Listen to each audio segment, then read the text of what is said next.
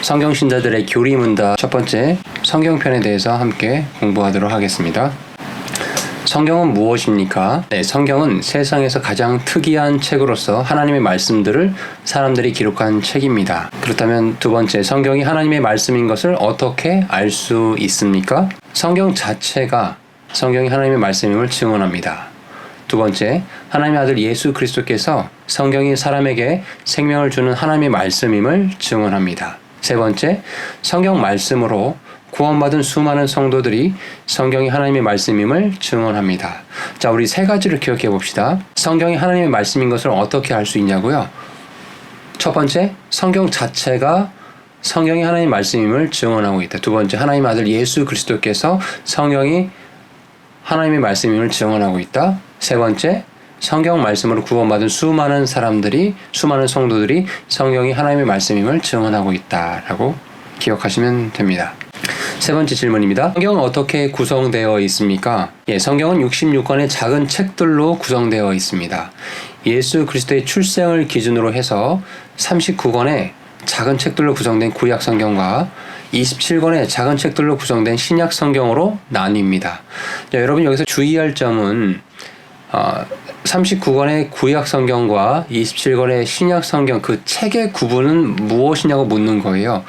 이것은 예수 그리스도의 출생을 기준으로 이걸 나누고 있죠. 그런데 좀 질문을 바꿔서 신약 시대와 구약 시대의 그 구분점 무엇이냐, 시대를 따라서 나눈다고 한다면은 예수 그리스도의 출생이 아니라 이럴 때는 예수 그리스도의 십자가의 죽으심이 신약 시대의 출발점이라는 걸 구분해서 기억하셔야 됩니다. 네 번째 질문입니다. 성경은 무엇을 다룹니까? 성경은 우주가 만들어지기 전 과거의 영원과 하나님의 특별 창조로부터 현 세상의 멸망, 그리고 앞으로 임할 새 하늘과 새 땅의 미래의 영원까지 하나님의 영광과 그분의 통치를 다룹니다. 여러분 여기서 기억할 점은 성경은 무엇을 다루냐라고 했을 때 반드시 기억할 점은 하나님의 영광과 그분의 통치를 다룬다라는 것을 기억하셔야 된다는 거예요. 자, 성경의 주제는 무엇입니까? 다섯 번째 질문입니다. 성경의 주제는 하나님의 영광과 사람을 구속하시는 주 예수 그리스도이십니다. 뭐라고요? 성경의 주제는 하나님의 영광, 이게 첫 번째입니다. 그리고 사람을 구속하시는 주 예수 그리스도이십니다. 여섯 번째 질문입니다. 성경의 전달 과정에서 하나님께서 자신의 속성과 성품과 계획을 사람들에게 드러내어 보여주시는 것을 무엇이라 합니까? 자, 하나님의 그 속성, 성품, 계획을 사람들에게 드러내어 보여주시는 것, 바로 이것을 우리는 계시라고 하죠. 계시에는 창조를 통한 일반 계시와 성경을 통한 특별 계시가 있습니다.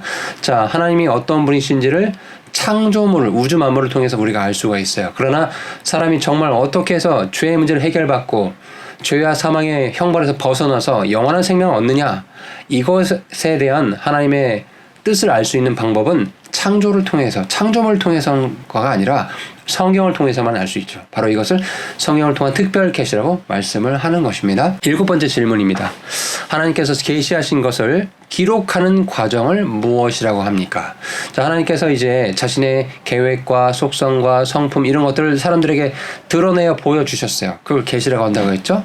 그 계시하신 것을 기록하는 과정을 우리가 뭐라고 하느냐, 바로 그 영감이라고 하는 거예요.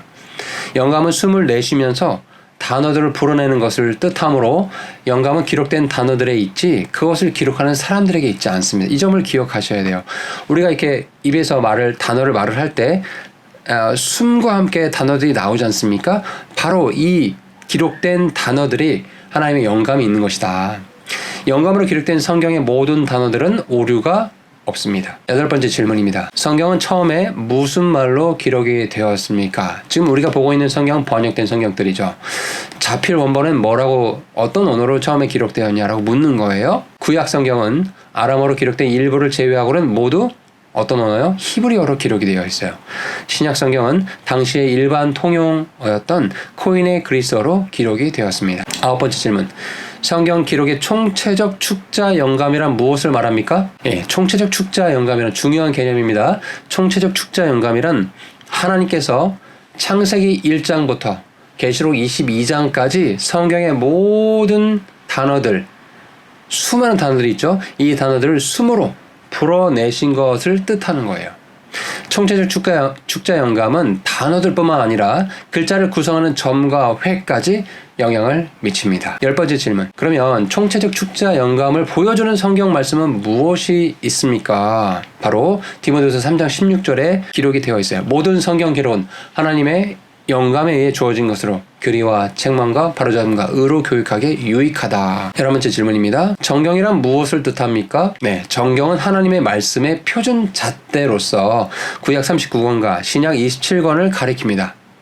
천주교의 외경은 처음부터 정경이 아닙니다. 12번째 문제입니다. 하나님께서 영감으로 주신 성경의 모든 단어들을 영원토록 지키시는 것을 무엇이라고 합니까? 자, 하나님께서 이제 자신의 계획을 드러내야 보여주셨어요. 이걸 계시라고 한다고 했죠? 그리고 그 드러내야 보여준 그 계시의 내용을 사람들이 이제 기록을 했어요. 영감을 통해서. 자, 그 기록된 단어들을 영원토록 지키시는 것을 뭐라고 하겠어요? 바로 성경의 보존이라고 합니다. 하나님은 전능하심으로 자신의 숨을 불어내신 성경의 모든 단어들을 오류가 없이 영원히 보존하실 수 있습니다. 맞습니까? 네, 하나님은 전능하신 분이세요. 그래서 자신의 숨으로 불어내신 성경의 모든 단어들, every words, 모든 단어들을 오류 없이 영원히 보존하실 수 있습니다. 13번째 질문입니다. 성경의 모든 단어들의 영구 보존을 보여주는 성경 말씀은 무엇입니까? 네, 시편 12편 6절 7절에 성경의 보존에 대한 약속의 말씀이 기록되어 있어요. 다 같이 읽어보겠습니다. 주의 말씀들은 순수한 말씀들이니 흙도관 위에서 정제하여 7번 순수하게 만든 은 같도다. 오 주여, 주께서 그것들을 지키시며 주께서 그것들을 이 세대로부터 영원히 보존하시리이다. 14번째 질문입니다. 하나님의 성경 보존 약속에 따라 지금 이 시간에 하나님의 완전한 말씀이 우리 손에 있습니까? 여러분, 우리 손에, 지금 이 시간에 우리 손에 하나님의 완전한 말씀이 우리 손에 있습니까? 네, 있습니다. 그것은 1611년 영국에서 번역된 영어 킹제임스 성경입니다. 저는 그렇게 믿습니다. 킹제임스 성경은 지난 400년 동안 온 세상에 퍼져 성도들의 믿음과 실행과 교리와 다른 성경들의 번역의 기준이 된 무한 성경인 거예요. 뭐라고요? 성도들의 믿음과 실행과 교리와 다른 성경들의 번역의 표준이 된, 기준이 된 무한 성경입니다. 자, 그러면 그 킹제임스 성경이 어떻길래, 어떤 점이 우수하길래 이렇게 되는 것이냐? 어떤 우수한 점이 있느냐? 킹제임스 성경은 일단 번역의 대본인 본문이 우수해요. 그리고 그 본문을 가지고 번역한 번역자들이 우수해요. 또 번역 기법, 형식적 일치 번역 기법을 이용해서 1대1로 단어 대 단어로 그대로 하나님의 뜻을 왜곡하지 않고 사람의 뜻을 사람의 생각을 집어넣지 않고 그대로 번역을 한 이 형식적 일치 번역 기법이 우수하고, 그러므로 그 결과 신학이 우수합니다. 다른 성경들은 이런 면에서 다 부족합니다. 자, 그러면 그 영어 킹제임스 성경을 우리가 지금 번역한 킹제임스 흠정의 성경이 있죠? 이건 어떤 성경입니까? 우리말로 번역된 킹제임스 흠정의 성경은 절대 확실한 영어 킹제임스 성경의 모든 단어를 축자 번역 원칙에 따라 성실하고 정직하게 우리말로 번역한 성경이며, 믿음과 교리와 실행에서 뭐라고요? 믿음, 교리, 실행에서 한국 성도들을 완전하게 할 수 있는 하나님의 말씀입니다. 자, 그래서 세상에 많은 성경이 있어요. 개혁성경, 개혁한글, 개혁개정, 이런 NIV 같은 많은 현대 역본들이 있는데 그것들의 근본 문제가 무엇입니까? 네, 모든 현대 역본들의 근본 문제는 뭐냐면 번역의 대본이 천주교 소수 사본을 사용했다는 거예요.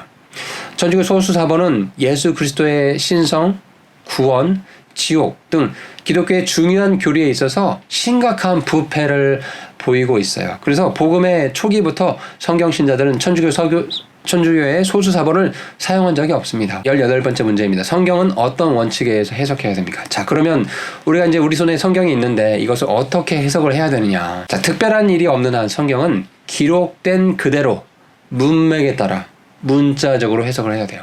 뭐라고요?